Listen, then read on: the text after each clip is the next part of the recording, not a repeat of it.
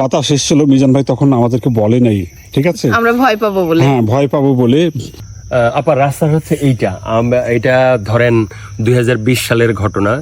তখন হালকা হালকা শীত ছিল, মানে মাত্র শীত শুরু হয়েছে এই সময়ে। তো আমি এবং আমার চাচাতো ভাই এদিক দিয়ে আসলাম। এদিক দিয়ে আসার পরে রাত তখন বাজে 2টা।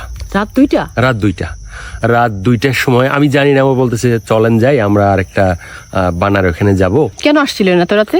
আচ্ছা, ও বানাটা দেখার জন্য, যে অন্য কেউ মাছ ধরতেছে কিনা বা কেউ বানাটা ছেড়ে দিছে কিনা ওটা দেখার জন্য। তো রাত, চিন্তা করেন, রাত 2টার সময় অন্ধকার, মানে পথ কি এটাই, আর কোনো পথ ছিল না? আর কোনো পথ, ওই পাশে একটা পথ আছে, এইদিকে একটা পথ আছে। তো আমরা এই দিক দিয়ে আইসা দুইজনে এই রাত 2টার সময় সামনের দিকে গেলাম। সামনে একটা চিতাখোলা আছে। আমি তখনও জানতাম না যে চিতাখোলা মানে কি? শ্মশান ঘাট? হ্যাঁ, শ্মশান ঘাট।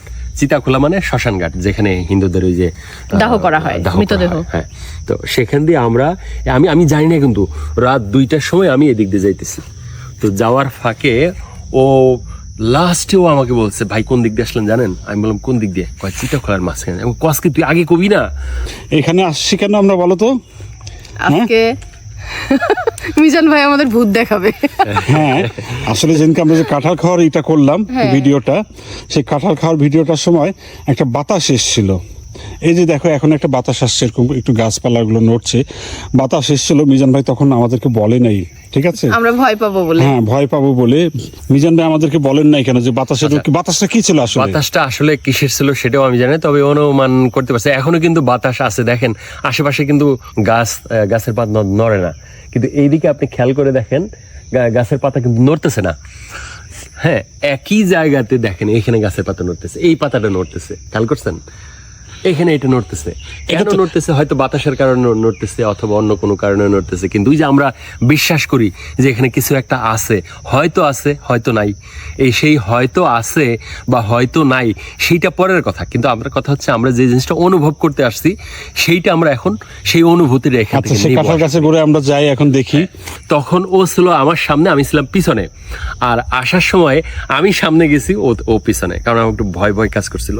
তখন আমরা এই রাত 2টা আধা ঘন্টা ওইখানে কাজ করে 2:30 পৌনে 3টার দিকে আবার ব্যাক করলাম।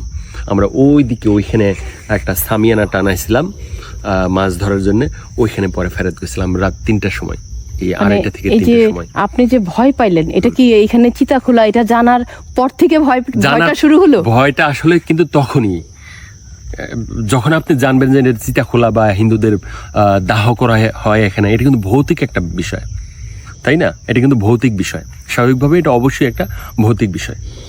যেটা হলো সুহি, ভয় পায় না, ঠিক আছে? পরিবেশটা কিন্তু থমথমে, খেয়াল করছেন? হ্যাঁ, পরিবেশটা কিন্তু থমথমে।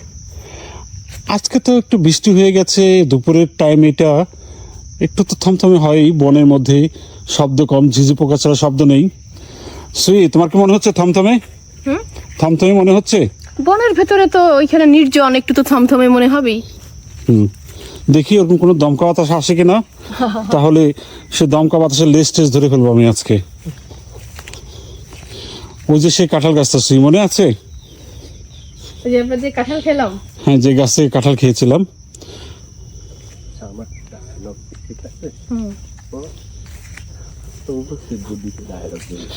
এই যে আমরা চলে এসেছি কাঁঠাল গাছটায়। কাঁঠালগুলো সব পাড়া হয়ে গেছে। হ্যাঁ, এই গাছ থেকে আপনাদের প্রিয় দর্শক, আপনাদের মনে আছে কিনা, কাঁঠাল পেকে একদম পড়েছিল। হ্যাঁ, সবগুলো কাঁঠালে তো ব্যাপারী নিয়ে গেছে। সুই, এখন হচ্ছে মিজান ভাইয়ের পালা। মিজান ভাই বলেন, কোনো বাতাস দমকা হওয়া আমি কিছু অনুভব করছি না, আপনি?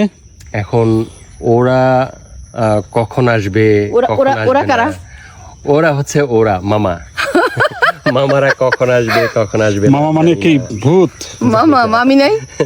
মামি থাকতেও পারে, নাও থাকতে। তখন কিন্তু সেদিন কোথায় হয়েছিল? সেদিন হয়েছিল আমরা ঠিক এইখানে দাঁড়াইছিলাম। হ্যাঁ, দমকা হাওয়াটা বা বাতাসটা কিন্তু এই সেগুন গাছের ওই মাথা থেকে আসছিল। আচ্ছা, আমাদেরকে বললেন না কেন তখন? তখন বলা হয় না, যদি ভয় পান এই জন্য। আমরা তো মজাও পেতে পারতাম। কাঁঠাল কিন্তু আরেকটা পাকছে দেখছেন। হ্যাঁ, কাঁঠাল পেকে গেছে, কিন্তু আমরা একটু দমকা বাতাস চাচ্ছিলাম। তবে সুহি, আমাদের প্রিয় দর্শকের উদ্দেশ্যে বলে দাও। এইখানে আমি যেটা মনে করি যে যদি কিছু হতে পারে সেটা হচ্ছে, যেহেতু এটা বন, একটা নির্জন বন, এই বনে হয়তো শেয়ালের ঝাঁক আসতে পারে। আমি কিন্তু এর জন্য প্রস্তুত ছিলাম, যে ছাতাটা নিয়ে আসছি, যে যদি এরকম কিছু হয় অন্তত আত্মরক্ষার জন্য এটা নিয়ে আসছি। হ্যাঁ, আর এখানে শিয়াল আছে কেমন? এখানে শিয়াল আছে, পুরো শিয়াল, বানর, সাপও আছে, বিষধর সাপও আছে। তবে বনের মধ্যে যারা চলাচল করবেন, আসবেন, তখন হিসেব করে চলবেন। একা কখনো চলবেন না, একা চলে যাবেন না কোথাও। বিশেষ করে ভিতরে যখন যাবেন তখন অবশ্যই 2-3 জন সহ যাবেন। তবে এখানে হ্যাঁ শিয়াল আছে, প্রচুর শিয়াল।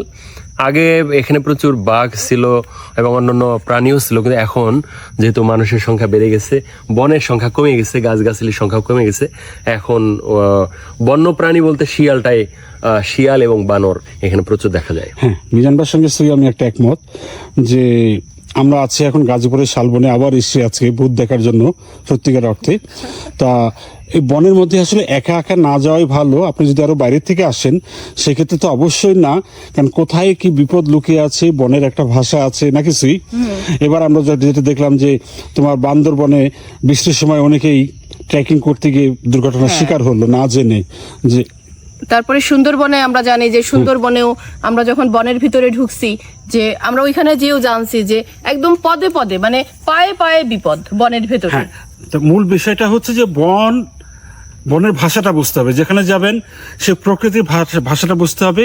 আর দ্বিতীয় কথা হচ্ছে, আপনি এখানে চিনেন না কোন দিক দিয়ে, কোন রাস্তা দিয়ে ঢুকেছেন, কোন রাস্তা দিয়ে বেরিয়েছেন, ঠিক না? তা বনে আসলে সাবধানে আসবেন। আর আরেকটা শেষ কথা হচ্ছে, স্থানীয় যারা, তারা কিন্তু মোটামুটি জানে। হ্যাঁ, তারা একটু জানে। বাইরের থেকে আমাদের মতন কেউ আসলে সবচেয়ে ভালো হচ্ছে গাইড খারাপ নিয়ে হয়ে যেতে যাওয়া। পারে।